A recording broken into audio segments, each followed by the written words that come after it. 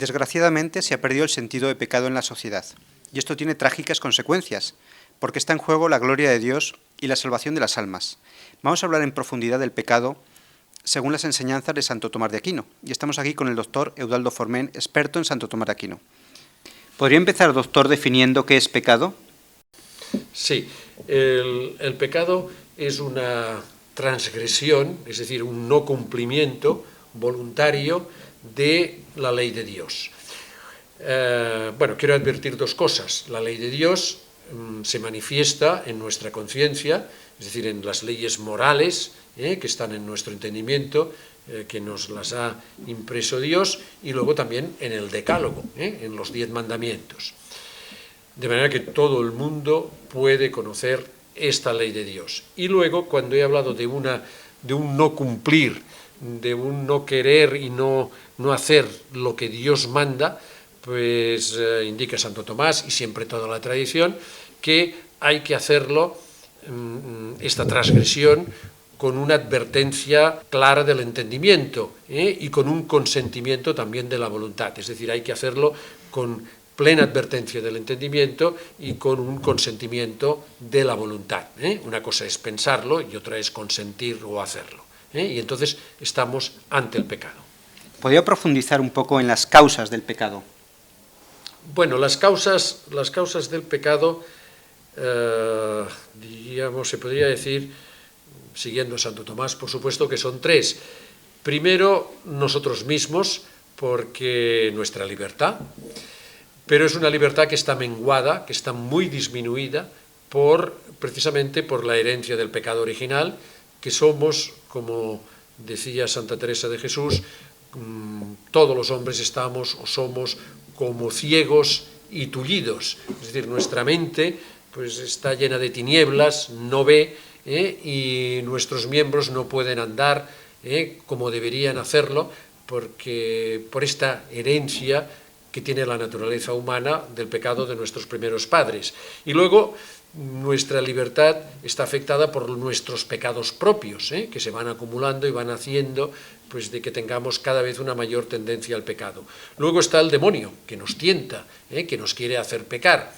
Y, en tercer lugar, pues lo que se entiende el mundo, es decir, el ambiente, diríamos hoy, y que nos incita también, es una causa del pecado, que notamos muy claramente porque muchas veces hacemos cosas por respeto humanos, por el que dirán, y se peca también muchas veces por esto. Y bueno, pues tenemos medios para combatirlo, pero estas son, en líneas generales, las causas del pecado. ¿Cuáles serían, por tanto, las consecuencias del pecado? Bueno, las consecuencias son muchas y muy graves. Lo que ocurre es que nos parece que son pocas, o que no son tan graves hoy en día en nuestro mundo. Yo tengo aquí las que indica Santo Tomás, que no las voy a leer todas, yo he podido encontrar hasta 10 consecuencias, solamente indicaré algunas. Pensemos que por un pecado, Adán y Eva perdieron no solamente la gracia de Dios, sino que fueron expulsados del paraíso y pues nos han dejado esta herencia que nos ha llevado al sufrimiento, al dolor, a la muerte, que es herencia del pecado. Es decir, el pecado ha merecido, un solo pecado ha merecido esto. Pensemos en el pecado de los ángeles, que fueron condenados. El pecado es muy grave porque, aparte de que perdemos la amistad con Dios, perdemos la gracia, pues lleva el castigo de la muerte eterna, lleva el castigo del infierno. Por la gravedad del pecado, que diríamos no es que sea infinita, pero casi, dice Santo Tomás, pues ha tenido para, salvarnos, ha tenido que encarnarse Jesucristo y morir en la cruz, es decir, el mismo Hijo de Dios. Pues bueno, si se ha necesitado esto para salvarnos, para aplacar la justicia divina, para compensar la justicia divina, pensemos en lo grave que es un pecado. En realidad es el mayor el mayor mal que existe en el mundo. Santa Teresa también decía que el alma que está en pecado está tan negra y es tan horrorosa que si lo viéramos sería como un antídoto para el pecado. Es decir, que la mayoría de nosotros, porque estamos en este ambiente pues mundano, porque somos inconscientes por estas tinieblas, no nos damos cuenta de la inmensa gravedad del pecado y las graves consecuencias que han tenido y que pueden tener sobre nosotros, porque si morimos en un pecado, con un pecado grave, un pecado mortal, pues bueno, aunque Dios sea misericordioso y nos haya querido salvar y yo me he negado y me he obstinado en él, pues sufriré un castigo eterno, una muerte eterna. Bien, ¿podría profundizar ahora en el pecado de los ángeles? Sí, el pecado de los ángeles fue un pecado espiritual, porque los ángeles no tienen cuerpo y por tanto no pueden tener un pecado, por ejemplo, de gula o de lujuria. Fue un pecado espiritual y el más grave. La ira es un pecado espiritual, la envidia también. Fue un pecado de soberbia. La soberbia es el amor excesivo, desordenado, de la propia excelencia, del mirarse a sí mismo y ver pues, que se tienen muchos bienes. Santo Tomás lo explica, siguiendo una tradición, diríamos, que dice que se puede explicar de dos maneras. O bien los ángeles, lo que pasa es que no lo sabemos, no quisieron aceptar la gracia sobrenatural de Dios que les daba una felicidad eterna por encima de lo que reclamaba su naturaleza angélica, el ansia de felicidad y bien. Dios siempre con su gracia nos da una felicidad eterna mayor de la cual yo puedo desear o puedo disfrutar. Da siempre, Dios es la máxima generosidad y da lo máximo. Pues los ángeles no lo quisieron, este regalo, porque decían, pues que pensaban que que con su propio bien, con lo que eran ellos, no necesitaban nada de Dios. Es decir, rechazaron el don de Dios y quisieron encerrarse consigo mismo. O bien dice Santo Tomás que otros autores dicen que el ángel no rechazó la gracia divina pensando que ellos mismos la conseguirían por su propio esfuerzo, es decir, por su propia voluntad. No necesito a Dios. Es decir, nosotros podemos llegar a lo que Dios nos da con la gracia. No necesito que me den nada. Yo me lo voy a conquistar por mí mismo, por mi propia voluntad, por mi propio esfuerzo. En los dos casos es lo mismo. Rechazaron la gracia de Dios por soberbia, y esto que Dios los daba y que simplemente tenían que abrirse a la gracia de Dios, como hicieron los ángeles buenos, ellos no lo quisieron. Y ustedes dirían, ¿por qué? Bueno, porque es el misterio de la libertad humana, que es un misterio, que la libertad humana también en nuestra vida muchas veces pensamos, ¿por qué hice esto? Claro que lo hice libremente, pero qué barbaridad. Después me doy cuenta que me he equivocado, que he hecho daño, que ha sido un error. Bueno, pues nosotros tenemos la ventaja que por ser criaturas no angélicas, tenemos un espíritu con ellos, pero en un cuerpo, mientras tengamos esta vida temporal, podemos rectificar y estamos a tiempo siempre de decir sí a la gracia de Dios, a la felicidad que nos da.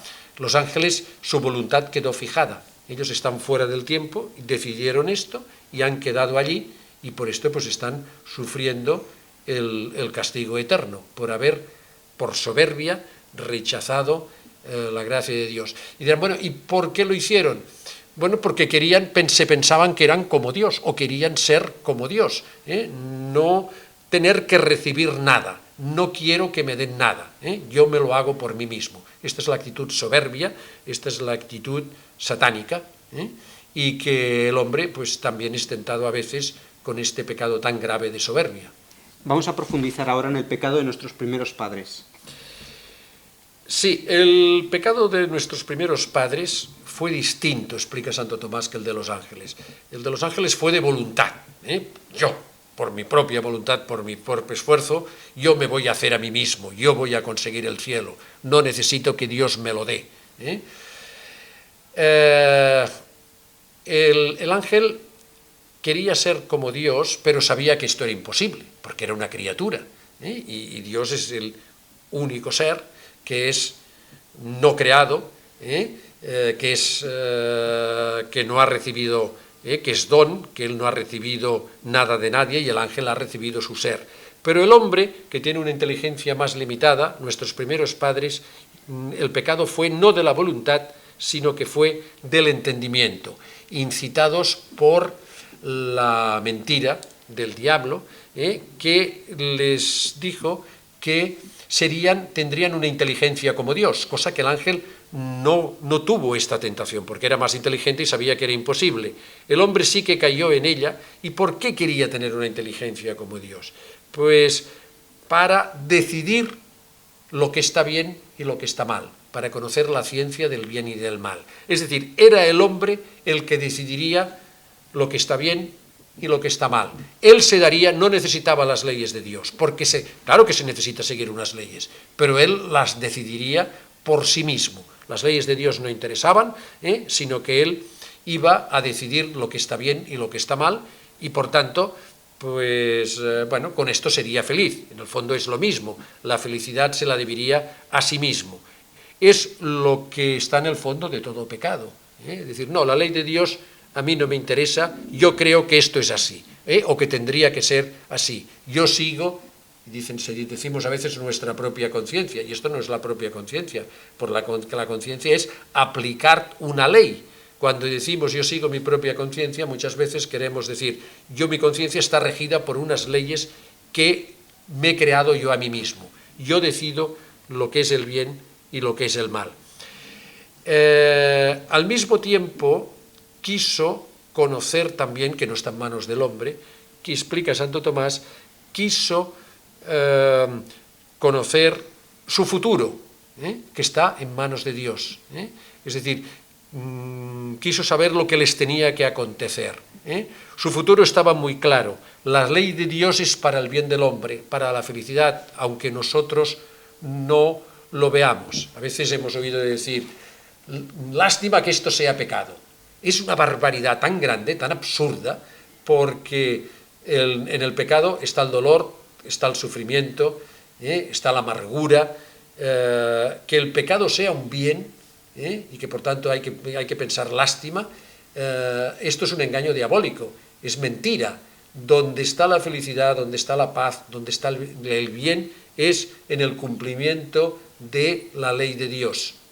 Y muchas veces nos ocurre a los católicos, los que intentamos con la gracia de Dios seguir lo que Dios nos manda con sus leyes, pues decir, bueno, sí, yo lo tengo que hacer, pero bueno, los demás tienen más suerte. Miramos con una cierta envidia los que viven en pecado, los que parece que todo esté permitido. Y esto es muy peligroso y es un error, basta que lo pensemos un poco, porque en el pecado, aunque momentáneamente haya un placer, haya una satisfacción, acaba siempre mal. Siempre, ya en esta vida, no solamente en la otra, siempre acaba mal. En cambio, en el cumplir la ley de Dios, siempre está la felicidad, siempre está el bien, aunque nos cuesta. ¿Por qué nos cuesta? No porque haya que hacer un gran esfuerzo, porque Dios nos ayuda. Dios es el que nos conduce, el que nos lleva y el que nos da la fuerza. Nos cuesta porque nuestro pecado, nuestro egoísmo, nuestras pasiones, nuestras tendencias nos tiran en dirección contraria. Lo que intentamos es desobedecer a Dios, buscando nuestro propio mal. Por esto hay que rezar siempre para que Dios nos dé su gracia y tengamos pues esta idea muy clara de lo que es el pecado y lo que es la virtud de seguir a Dios. ¿Por qué nos quedó la inclinación al pecado? ¿Por qué tenemos que nacer con esa tara? Bueno, lo que está claro es que la tenemos, esta tara. Es decir, todos los hombres, como efecto del pecado, lo notamos en nosotros mismos, tenemos una tendencia a la verdad, una tendencia al bien, una tendencia pues a la unidad, una tendencia a la felicidad, y sin embargo estamos afectados de ignorancia. La verdad está afectada y caemos muchas veces en el error, o no buscamos la verdad, a pesar de que nuestra naturaleza nos empuje hacia ella, porque Dios nos lo ha inscrito en nuestro interior. Somos imagen y semejanza de Dios y tendemos a la verdad. Tendemos al bien y, sin embargo, notamos el mal en nuestro interior, la malicia. Hacemos el mal, como decía San Pablo, que no quiero. No somos fuertes, flaqueamos, nos cansamos y tenemos una concupiscencia, o sea, un deseo desordenado de buscar el placer inmediato, de una manera egoísta, por encima de todas las cosas. Es decir, lo que está claro es que existe el pecado y que lo tenemos aparte del mundo, lo encontramos en nuestro interior, y esta inclinación al pecado, lo que Santo Tomás llama que es como el fomes, como una brasa, que basta un pequeño viento para que se incendie, y por esto nadie puede estar seguro de que no va a pecar, y hay que rezar mucho y poner todos los medios para no caer en él. ¿Por qué lo hemos heredado? Porque nosotros hemos heredado la naturaleza humana de Adán. Es decir, nosotros somos hombres, igual que tenemos la misma naturaleza humana que hemos heredado de nuestros padres. Entonces, con el pecado quedó afectada la naturaleza de Adán intrínsecamente, en su interior, de tal manera que en Adán había una armonía, había una paz. El entendimiento suyo gobernaba las pasiones, gobernaba pues sus tendencias, diríamos, desordenadas, y todo esto, diríamos, Santo Tomás dice, el hombre estaba sujeto a Dios, y al estar sujeto a Dios podía sujetar su espíritu, podía sujetar su cuerpo. Cuando el hombre rompió la sujeción a Dios, la conexión con Dios, su cuerpo ha quedado como loco, y no lo controla, no lo domina, y por esto lo hemos heredado, porque hay una naturaleza humana descontrolada.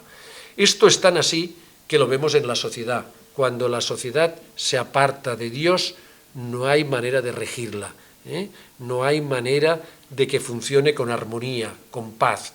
Y esto fue, bueno, por el pecado de nuestros padres, y decimos, ¿es justo, es injusto? Es la realidad. Los hijos heredamos también una herencia biológica de nuestros padres, podemos incluso heredar bienes económicos.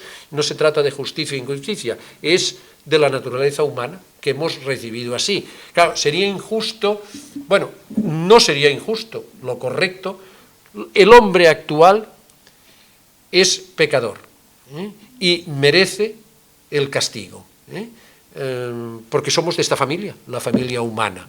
Lo que pasa que por misericordia de Dios, Dios se ha encarnado, y por medio de su muerte, de su pasión y su resurrección gloriosa, nos ha merecido la gracia de Dios, el perdón de los pecados, y que podamos tener pues unos dones que nos permiten restaurar este desorden de la naturaleza humana. O sea, hay solución, y por esto de ahí la misericordia de Dios. Ahora, Dios siempre respeta la libertad humana, como respetó la de los ángeles, siempre deja que el hombre tenga esta libertad. Pero quiero aclarar una cosa, que Dios es tan bueno que la gracia de Dios no nos deja con la libertad heredada de Adán y Eva, es decir, afectada por el pecado, una libertad imperfecta, que nos parece mejor el mal y tendamos a él, sino que la gracia de Dios restaura, cura la libertad, y hace que podamos elegir el bien y elegir a Dios. De manera, siempre con la posibilidad de decir no a Dios, siempre tenemos esta posibilidad. Cuando decimos no a Dios, cuando pecamos, estamos siguiendo nuestra herencia pecadora heredada de Adán y Eva, como hemos heredado, pues el tener inteligencia, el tener voluntad, el tener cuerpo, está en la naturaleza del hombre. Y cuando elegimos el bien, lo hacemos gracias a la gracia de Dios, el don de Dios, que nos cura esta libertad y nos permite elegir bien, ser una auténtica libertad. De manera que necesitamos la gracia de Dios. Ya la necesitaban los ángeles, antes de pecar. La necesitaba Adán y Eva también antes de pecar. Con el pecado nos es mucho más necesaria. Y pues es fácil, y además es fácil conseguirla. Basta pedir perdón a Dios y acudir a los medios ordinarios que Él ha dado, que son los sacramentos. Y con esto volvemos a tener la gracia de Dios. ¿Por qué es necesaria la ascética para vencer esta inclinación al pecado?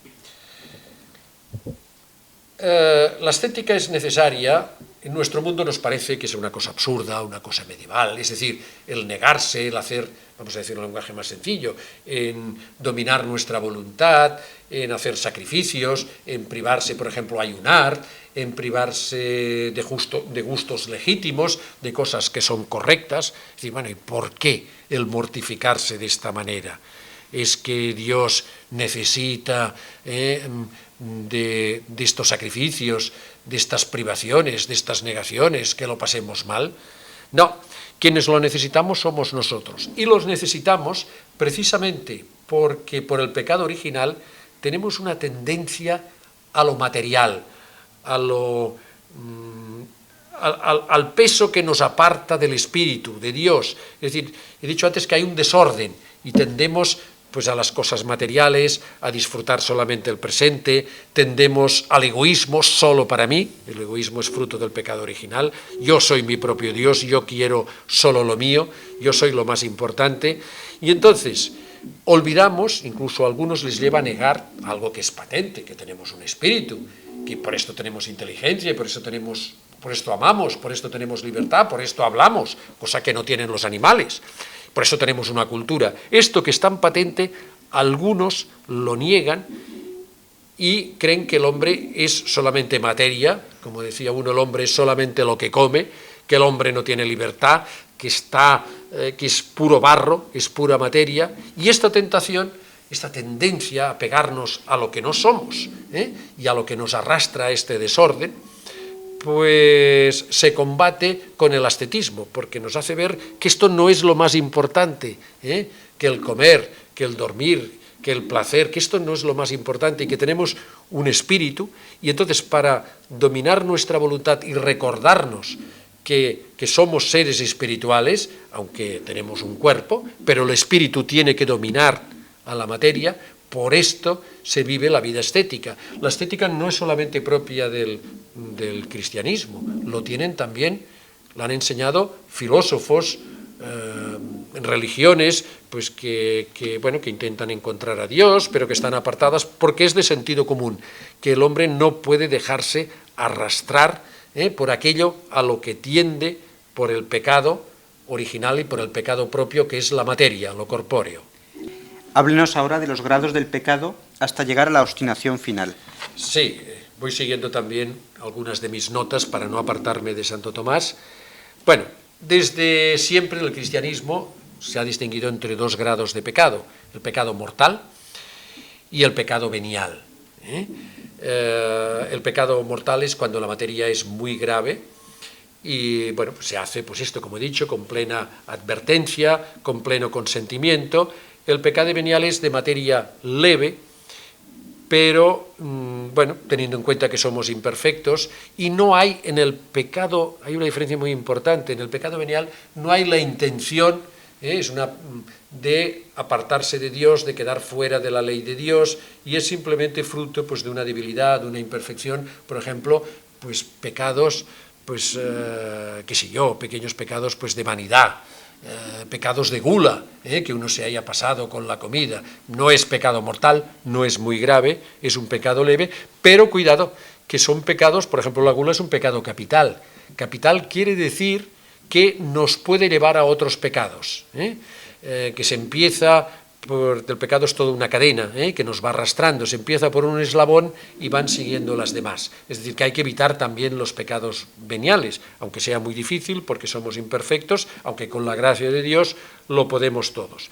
La obstinación final es cuando uno consiente en un pecado mortal, no se confiesa, no pide perdón a Dios y va cometiendo pues más pecados.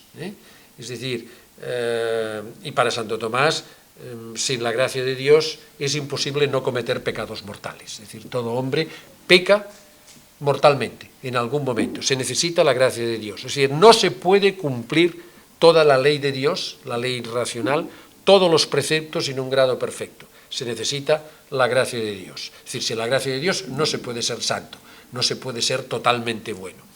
Pues cuando uno se va dejando, cada vez se va empaquetando más, y puede llegar un momento que uno no vea ya la necesidad de pedir perdón a Dios, que ya no vea necesidad de confesarse, ni de pedir perdón, ni de...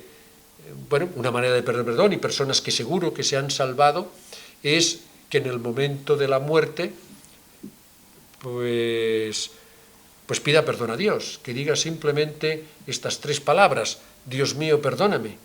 Uno se puede salvar, Dios es misericordioso, y pide, lo más seguro es confesarse, pero si no se ha podido, incluso cuando uno está muriendo, decir: Dios mío, perdóname. O si no ha hecho una buena confesión, una cosa muy importante, porque podemos salvar muchas almas, si usted me permite, yo lo hice con mi madre, es decirle que repitiera, fueran sus últimas palabras, aunque era una santa mujer, había recibido los sacramentos. Mamá, Dios mío, perdóname. Y mi madre pues murió así, diciendo: Dios mío, perdóname. Algunos que estaban allí se escandalizaron, dijeron: bueno, pues si se va seguro al cielo, lo que sea. No, hay que pedir perdón a Dios. Dios mío, perdóname. Y Dios es misericordioso, y tenemos la seguridad que nos va a perdonar si se lo pedimos de corazón, como el buen ladrón, que se lo pidió en la cruz, que pidió simplemente que se acordara de él. Dios nos perdona, tenemos que pedirlo, pero el problema de que nos vamos haciendo pecadores, cada vez nos vamos apartando más de Dios, del Espíritu. Hay una anécdota que es histórica, de un personaje, que el nombre no importa, que pidió a sus amigos, a sus compañeros que tenía a su alrededor, que si en el momento de morir les pedía un sacerdote, o les pedía un crucifijo, o les pedía algo religioso para pedir perdón a Dios, que no le hicieran caso, que le prometieran que no le harían caso, porque sería un momento de debilidad, de senilidad, de vejez. Esto es una obstinación. El querer negarse a Dios, el no pedir perdón, es un pecado satánico, de negación a Dios. Y esto, por desgracia, pues se da. Incluso en estos casos no sabemos si en el último momento esta persona pidió perdón a Dios. Por esto en la Iglesia no hay una lista de condenados. En el último momento uno se puede salvar. Ahora, después, nuestro espíritu queda ya el de los ángeles y queda ya definitivamente centrado o bien en Dios o en uno mismo. Y estar centrado en uno mismo, en su propio egoísmo, es soledad, es muerte, es el infierno. ¿Por qué se ha perdido el sentido de pecado en la sociedad? Sí, me gusta mucho esta pregunta. Se podría decir que hay un filósofo contemporáneo que dice que hay un olvido del ser, un olvido de la realidad. Yo no digo que no sea así, pero de una manera más profunda se ha olvidado el pecado. Es decir, nos parece en la sociedad, en nuestro mundo, de que ya no hay pecados, es decir, que ya no hay bien y mal, es decir, que no hay ley de Dios. En realidad, siempre el pecado es el mismo. La tentación diabólica siempre es la misma. Esta es la tentación que tuvieron Adán y Eva. Es decir, el bien y el mal lo decido yo. Cada uno decide lo que es bueno y malo. Yo decido lo que es bueno y malo, no lo que me dice mi conciencia, la razón, que estos son prejuicios, cosas que me enseñaron en la infancia, en la escuela, esto es algo que dice la Iglesia. Yo soy el que decido lo que está bien y lo que está mal. Y entonces, además, como vemos que los demás también lo hacen, pues se va contagiando, el hombre imita mucho el ejemplo de los otros, y en nuestro mundo pues ya no hay pecado. Además, como las leyes humanas, las leyes civiles, todas, no digo que algunas no tengan que hacerse, una ley de cómo se tienen que construir las carreteras, pues esto se decide democráticamente. Ahora, no se puede decidir democráticamente la vida o la muerte de una persona, el aborto, la eutanasia, lo que es el bien y el mal. Por encima de las leyes humanas están las leyes de la razón, las leyes racionales, como decían los filósofos griegos, que son las leyes de Dios, que nos ha dado la razón, y que Dios expresamente, para que nos quedara aún más claro, se las dio a Moisés en el Decálogo, y nos ha dejado la Iglesia para que además vivamos los preceptos de Cristo, el precepto de la caridad, el precepto del amor. Bueno, pues todo esto le parece al hombre que no vale, que lo tiene que decidir él, y las leyes civiles ya no se basan en el bien y el mal, sino solamente en la voluntad de los hombres, la voluntad de la mayoría. No digo que no tenga que ser así, pero todas no, porque la misma ley civil, el mismo poder legislativo está sujeto al poder de Dios, está sujeto, el hombre no está por encima del bien y del mal. Todo esto hace que la gente dice, bueno, pues si esto es legal, no debe ser malo, lo legal tiene que ser bueno. Quizá antes sí, ahora no. Que sea legal la eutanasia no quiere decir que la eutanasia sea buena. Que sea legal el aborto no quiere decir que sea un bien. Y todo esto hace pues, que se vaya diluyendo, que se vaya perdiendo el sentido, pues bueno, de lo que es pecar, y por esto pues el mundo pues no funciona bien. Hay un motivo también que mi maestro, el filósofo y teólogo Francisco Canals, me decía siempre, que él había aprendido de su maestro, un sabio jesuita tomista, el padre Orlandis, que decía lo siguiente: el mundo promete la facilidad, la felicidad, estas dos Fs, todo es fácil, todo se consigue, y además vas a ser feliz. Y añadía este sabio jesuita y me explicaba a mi maestro, el mundo miente. Nada es fácil en este mundo, ni existe la felicidad en este mundo. Miente. Es decir, ¿por qué se peca? Porque en el fondo hay lo que nos comunicó el demonio, la mentira, que es el padre de la mentira. Lo que hay es mentira. El mundo promete la facilidad, la felicidad, miente. ¿Por qué en las iglesias apenas se predica ya sobre el pecado? Bueno, es difícil hay decirlo, pero yo creo